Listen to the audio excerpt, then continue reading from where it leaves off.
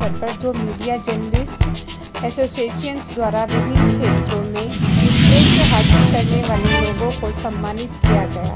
SM Jain PG college के प्राचार्य doctor Sunil Batra, समाज सेवा के क्षेत्र में रवि साहूजा, साहित्य के क्षेत्र में महावीर सिंह, पत्रकारिता के क्षेत्र में सोनू सिंह, चिकित्सा के क्षेत्र में डॉक्टर मनीष कुमार को सम्मानित किया गया। वहीं हरिद्वार जिले में 12वीं कक्षा में टॉप करने वाले अक्षत सिंह व उत्तराखंड में टॉप करने वाले शिवम अग्रवाल को भी सम्मानित किया गया।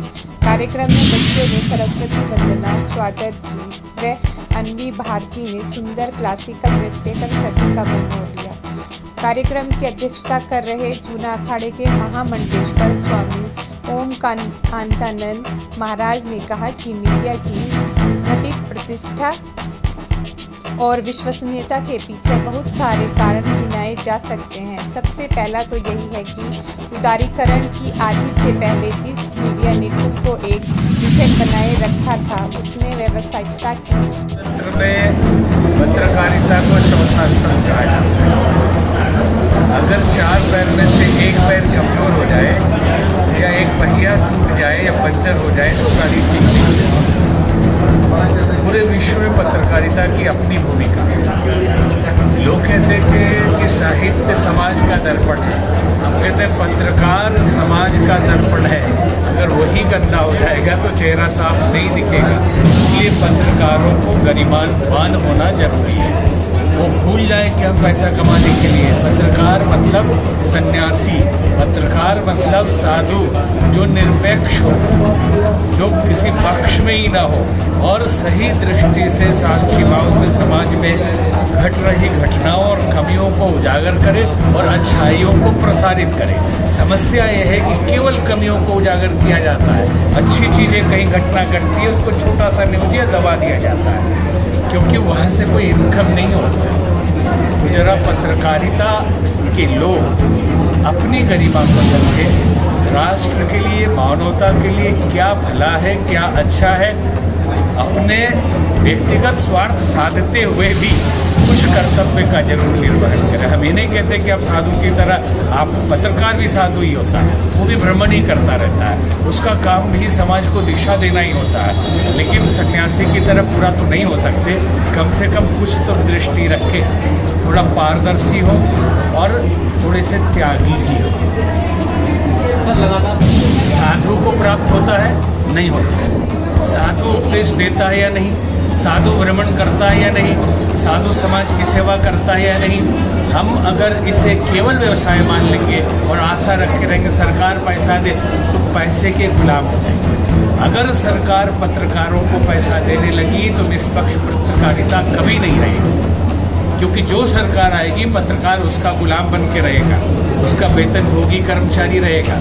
जब गुरुकुल चलते थे तो शिक्षकों और गुरुओं की गरिमा थी, जब से वेतनभोगी कर्मचारी शिक्षक हो गए पढ़ाई खत्म हो गई, फिर कोचिंग में ही पढ़ाई होती है और सरकारी स्कूलों की स्थिति खराब होती चली गई। वही शिक्षक कोचिंग में पढ़ाते हैं, वही शिक्षक ट्यूशन में पढ़ाते हैं और उनके कोचिंग वालों के विद्यार्थी यूपीएससी कर रहे हैं, लेकिन सरकारी विद्यार्थी कहाँ चले जाएंगे? इसका मूल कारण दीमक से बचाए रखें, स्वतंत्र रूप से अपने पुरुषार्थ सामर्थ्य से जो धन अर्जन हो ठीक है, लेकिन किसी भी सरकार के नीचे काम करने की जरूरत नहीं है। पत्रकार द्वारा आयोजन बहुत अच्छा हुआ। पत्रकारों के संगठन को और मजबूत होना चाहिए और एक दूसरे का प्रोत्साहन होना चाहिए। जैसे अलग अलग जातियों के नाम पे संगठन बनते हैं, एक दूसरे का सहयोग करते हैं बेटी की शादी में इधर उधर, जैसे फिल्मी कलाकारों के संगठन है, वैसे ही पत्रकारों के संगठन को भी मजबूत होना चाहिए। जो कमज़ोर पत्रकार है उनका आर्थिक से लेकर सामाजिक सहयोग होना चाहिए, उनके पढ़ाई में भी सहयोग होना चाहिए, उनके बच्चों का भी सहयोग पत्रकारों के द्वारा होना चाहिए और ये धन समाज के उचित लोगों से आप इकट्ठा करके उसमें लगा सकते हैं। आज इस पत्रकारिता दिवस पर जो आयोजन पत्रकार बंधुओं की तरफ से किया गया वो बहुत ही अच्छा, दिव्य और भव्य था, जिसमें समाज के गणमान्य व्यक्तियों के साथ साथ बुद्धिजीवियों के साथ साथ पत्रकारों ने महात्माओं को भी आमंत्रित किया। क्योंकि अभी कुछ दिन पहले एक हिंदुस्तान में नया रेवोल्यूशन आया है और उसमें मैं समझता हूँ कि जो हमारा ये चौथा स्तंभ है, हमारे पत्रकार बंधु हैं, इनका बहुत बड़ा योगदान और सहयोग रहा है। अभी आपने देखा होगा राम मंदिर निर्माण की बात हुई, यूपी बदल रहा है उसकी बात हुई, हमारे देश का युवा बदल रहा है उसकी बात हुई। तो मैं समझता हूँ कि इस रेवोल्यूशन में पत्रकार बंधुओं का सबसे बड़ा हाथ है। जहाँ एक तरफ सरकार का हाथ है, जहाँ एक तरफ भक्त और संत समाज का हाथ है, उसमें सबसे बड़ा जो सहयोग किया है वो पत्रकार बंधुओं ने किया है। आज सबसे पहले पत्रकारिता दिवस पर नारद जी को याद किया गया जी, नारम ज्ञानम ददाति इति नारदा, जो ज्ञान के प्रदाता हैं। ऐसे ही 1926 में जब पत्रकारिता का बीज बोया गया, आज वो कल्प वृक्ष बनकर पुष्पित और पल्वित होकर के सारे समाज को दिशा और दशा दे रहा है। ये पत्रकार बंधुओं का आज का जो आयोजन है बहुत सफल आयोजन रहा। इससे एक अच्छा संदेश जाएगा समाज में। और अभी जो आप बात कर रहे थे कि भाई सरकार की बात कर रहे थे, तो सबसे बड़ा सरकार से पारितोषिक जो पत्रकारों के लिए वो होगा, वो स्वतंत्र प्रेस का होगा। आप बिना किसी पार्टी के दबाव के, बिना किसी पार्टी के पक्ष के, निष्पक्ष होकर के जो अपनी न्यूज़ समाज के लिए भेजेंगे, वो सबसे बड़ा पारितोषिक होगा।